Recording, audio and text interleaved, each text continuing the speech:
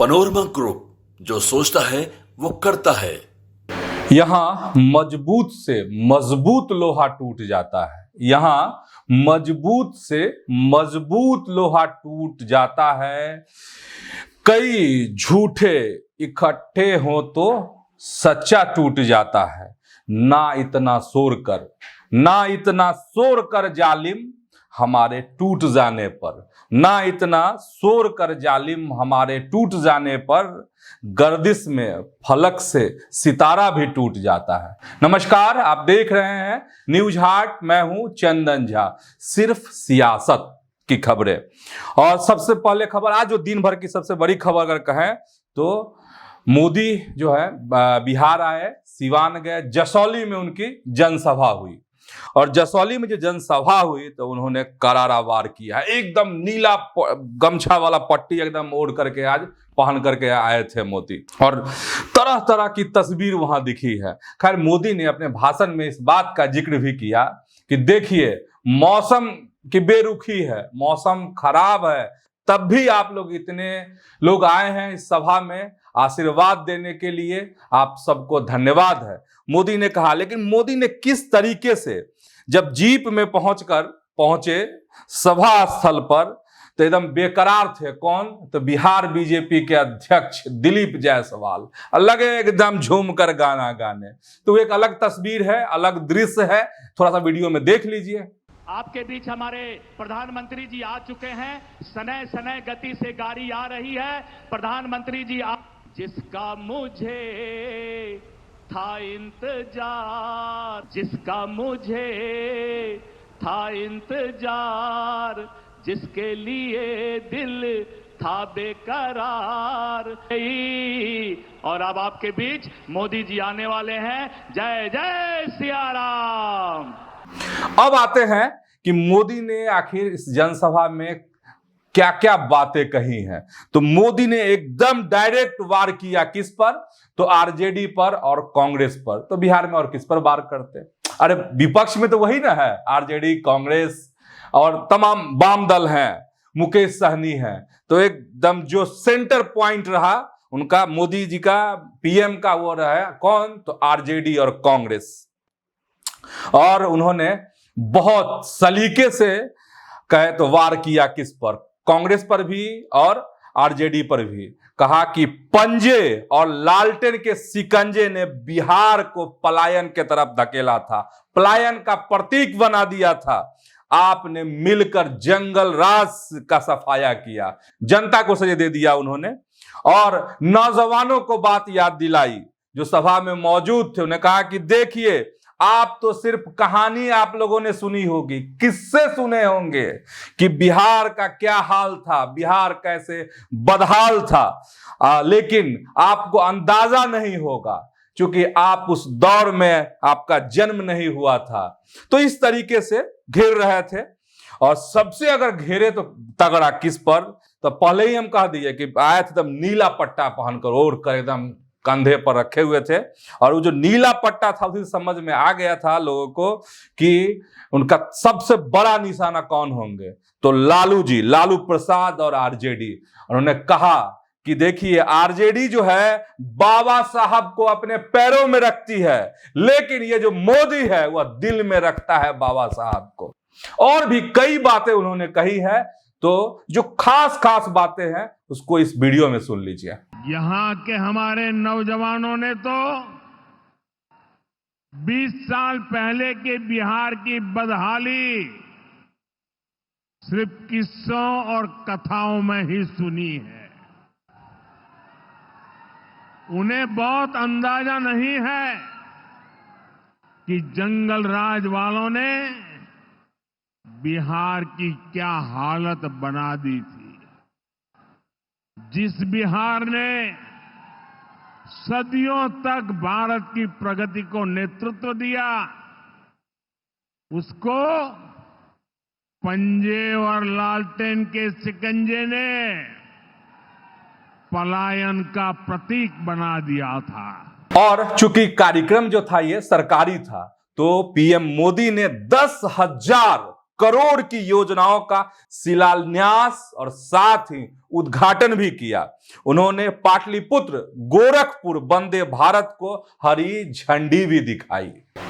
अब आते हैं हम आपको नीतीश कुमार की बात। और नीतीश कुमार तो जब भी मंच पर रहते हैं तो एकदम याद दिलाने लगते हैं। अच्छा, नीतीश कुमार के बारे में कह रहे हैं, एकदम संयमित, एकदम सटीक बात। नीतीश कुमार का आज जो भाषण था जशौली में, सिवान में, उसमें एकदम सटीक, करारा वार। और फिर नीतीश कुमार वही बात कह रहे थे कि देखिए 2005 से पहले क्या हालात थे बिहार के, उसके बारे में जो बार बार वह कहते रहते हैं। और फिर महिला को लेकर, क्योंकि महिलाएं, लड़कियां बहुत सारे, मतलब काफी संख्या में थी, तो उनकी तरफ इशारा करते हुए उन्होंने कहा कि बताइए कि हमने महिलाओं के लिए क्या नहीं किया है। मतलब आरक्षण की बात भी उन्होंने, सीएम ने बताई। तमाम जो योजनाएं हैं महिलाओं को लेकर, जिससे बिहार की महिलाएं सशक्त हुई हैं, मजबूत हुई हैं, इस पर भी प्रकाश डाला सीएम ने। लेकिन चलिए, तो भाषण की बात हो गई, आए थे तो विपक्ष को घेर लिए, लालू जी को घेर लिए, सब कुछ है। लेकिन जीप वाली बात, जब वो सभा स्थल पर पहुंचे तो उस समय की जो तस्वीर थी, आप भी बहुत गौर से देख रहे होंगे, जयकारे लग रहे थे। बीजेपी के प्रदेश अध्यक्ष दिलीप जायसवाल जो है गाना गा रहे थे, जिसका था इंतजार वो घड़ी आ गई, घड़ी आ गई। तो जब भी मोदी जी आते हैं ना, तो वो ये गाना खूब गुनगुनाते हैं। चलिए, लेकिन एक चीज दिखी है, और कार्यक्रम सियासत का है, तो वो चीज के बारे में जो सियासी कहे कि दांव पे चलता रहता है, उसको समझना और उसको बताना भी मेरा काम है आप सबों से। क्या जानते हैं, जिस जीप पर मोदी सभा स्थल पर पहुंचे थे, बीच में नरेंद्र मोदी मतलब प्रधानमंत्री, और एक तरफ जो है सीएम बिहार के मुख्यमंत्री नीतीश कुमार, दूसरी तरफ कौन थे, तो डिप्टी सीएम सम्राट चौधरी। और बहुत देख रहे थे, हम भी कोशिश कर रहे थे वीडियो में, जरा समझे कहां है, क्या है, कौन है। एक और आदमी दिख गए हमको, कौन, तो दूसरे डिप्टी सीएम विजय सिन्हा, लेकिन पीछे। तो अब पीछे मतलब गाड़ी पर थे, लेकिन पीछे बड़ा मुश्किल से नजर आ रहे थे विजय सिन्हा। तब चर्चा शुरू हो गई है बिहार में कि लग रहा है सम्राट चौधरी फिर धकेल दिए क्या विजय सिन्हा को। धकेले नहीं थे, गाड़ी पर सवार थे, लेकिन ऐसे सवार थे, कैमरा का जो एंगल ऐसा था कि बहुत फोकस नहीं कर पा रहा था, ओझल हो रहे थे विजय सिन्हा। तो चलिए, ये सिवान वाली खबर, पीएम मोदी आए थे, वो खबर हो गई। अब आपको दूसरी खबर बता रहे हैं, और दूसरी खबर जो है बहुत इंटरेस्टिंग है, और इस खबर लीड से हम आपको पहुंचा रहे हैं, लेकिन बहुत मायने वाली खबर है, जरा समझिएगा। खबर यह है कि केंद्रीय गृह राज्य मंत्री हैं नित्यानंद राय, और उन्होंने कहा है कि वह तेजस्वी के घर जाएंगे। अब पूरी खबर समझिए। उन्होंने कहा कि देखिए, हमने कई बार यह बात कही है, हमने कई बार जो है कहा है तेजस्वी यादव से, जो विपक्ष के नेता है बिहार में, उनसे कहा है, उनको चैलेंज किया है कि एक जगह कोई तय कीजिए, एक कोई तारीख तय कीजिए, एक कोई समय तय कीजिए, और हम बताते हैं आपको कि नीतीश की सरकार में कौन कौन से काम हुए हैं। हम बताते हैं आपको कि आखिर मोदी की सरकार में कौन कौन से काम हुए हैं, बिहार को क्या क्या मिला है। लेकिन तेजस्वी यादव ना समय दे रहे हैं, ना इस पर अपना कान लगा रहे हैं। तो हम बहुत जल्द जो है एक किताब लेकर, एक पूरी बुक लेकर पहुंच जाएंगे तेजस्वी यादव के घर, और उनको हम बताएंगे, सारा डेटा मौजूद है कि आखिर नीतीश और मोदी के नेतृत्व में बिहार ने कितनी बड़ी छलांग बिहार ने लगाई है, कितना विकास हुआ है, किस किस क्षेत्र में डेवलपमेंट के काम हुए हैं। तब समझ गए ना कि तेजस्वी यादव तक कान दे नहीं रहे हैं, जो ललकार रहे हैं कौन, नित्यानंद राय, तो उस पर उनका ध्यान नहीं है कि एक जगह इकट्ठा हो जाए। कह रहे हैं कि दोनों आदमी बहस कर लीजिए, एक एक डाटा हम आपको बता देंगे। तो अब आजिज हो गए हैं नित्यानंद राय, अब आजिज होकर उनके घर पहुंचेंगे, पूरा पोथी लेकर के पोथी मैंने किताब जो कह रहे थे, बुक एकदम सब में आंकड़ा रहेगा कहां कितना हजार कितना करोड़ क्या क्या विकास हुए हैं, कौन कौन से विकास हुए हैं। चलिए एक अलग तरह की सियासत। अब कार्यक्रम की आखिरी खबर, और आखिरी खबर यह है उपेंद्र कुशवाहा को लेकर खबर है। और उपेंद्र कुशवाहा को लेकर अगर खबर कहेंगे तो देर रात से ही कल एकदम सनसनाने लगी थी खबर, आप जान ही गए होंगे, लेकिन उसका दूसरा पक्ष आया है, वह हम आपको बता रहे हैं कि उपेंद्र कुशवाहा राष्ट्रीय लोक मोर्चा के कर्ता धर्ता जो है उनको धमकी दी गई है। और उन्होंने कहा है, पोस्ट भी किया है सोशल मीडिया पोस्ट, जिसमें कहा है कि लॉरेंस बिश्नोई गैंग के नाम पर उन्हें जान से मारने की धमकी दी गई है।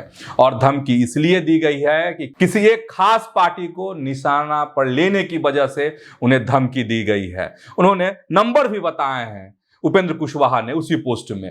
लेकिन अब दूसरा पार्ट इसका यह है कि जैसे ही यह खबर यह हुई तो उनके समर्थक जो है गुस्से में है, उनके चाहने वाले जो हैं परेशान हैं कि क्या वाकई में उपेंद्र कुशवाहा को धमकी दी गई है। अगर धमकी दी गई है तो हम चुप नहीं बैठेंगे। उनके प्रवक्ता हैं रामपुकार सिन्हा, और ललकारा है कि अगर हमारे नेता को किसी ने धमकी दी है तो हम लोग चुप नहीं बैठने वाले हैं। देखिए सुनिए कि क्या क्या कह रहे हैं वो। हमारी पार्टी राष्ट्रीय लोक मोर्चा के राष्ट्रीय अध्यक्ष, भारत सरकार के पूर्व मंत्री व माननीय राज्यसभा सांसद आदरणीय श्री उपेंद्र कुशवाहा जी को असामाजिक तत्वों ने, जो अपने आप को लॉरेंस बिश्नोई ग्रुप का सदस्य बता रहा था, उन्होंने धमकी दी और कहा कि किसी पार्टी विशेष के खिलाफ बोलते हो तो 10 दिन में हत्या कर देंगे। मैं बताना चाहता हूं कि राष्ट्रीय लोक मोर्चा के राष्ट्रीय अध्यक्ष माननीय उपेंद्र कुशवाहा जी वो मिट्टी के बने हुए और मौर्य वंश के वो योद्धा हैं कि कोई भी अपराधी धमकी देकर चाहेगा कि उपेंद्र कुशवाहा जी की नीति और सिद्धांत से अलग हट जाए तो कदापि भी संभव नहीं है। मैं बिहार के माननीय मुख्यमंत्री नीतीश कुमार जी से और बिहार के डीजीपी से मांग करता हूं कि अविलंब इस मामले की उचित जांच करवाकर कठोर से कठोर कार्रवाई करवाने का काम उस अपराधी पर करे जिन्होंने हमारे नेता आदरणीय उपेंद्र कुशवाहा जी को ये धमकी दिया है। और उपेंद्र कुशवाहा जी के कार्यकर्ता पूरे बिहार में और पूरे देश में इतना बुजदिल नहीं है कि हमारे नेता पर कोई धमकी दे दे और हम लोग चुपचाप बैठने वाले हैं। हम लोग सत्य और अहिंसा के राह पर चलने वाले लोग हैं। हम लोग गांधी के बताए नीति और सिद्धांतों पर चलने वाले लोग हैं। कोई भी अपराधी चाहेगा कि हमारे नेता को सत्य की राह से अलग कर दे तो यह संभव नहीं है। राष्ट्रीय लोक मोर्चा का एक एक कार्यकर्ता उपेंद्र कुशवाहा जी के साथ है और उपेंद्र कुशवाहा जी के हर कदम कवच के रूप में खड़ा है, चाहे अपराधी कितना भी बड़ा क्यों ना हो। मैं पुनः मांग करता हूं बिहार के डीजीपी से कि अविलंब इस मामले पर तुरंत कार्रवाई करे और वैसे अपराधियों को शिनाख्त करके कठोर से कठोर कार्रवाई करे। तो आज के सियासत कार्यक्रम में इतना ही। ऐसे ही आप न्यूज हाट के साथ जुड़े रहिए, खबरों से अपडेट रहिए। यूट्यूब पर देखते हैं तो वहां चैनल को जरूर सब्सक्राइब कर लीजिए। फेसबुक पर देखते हैं तो न्यूज हाट के पेज को आप लाइक कीजिए, फॉलो कीजिए। धन्यवाद, प्रणाम।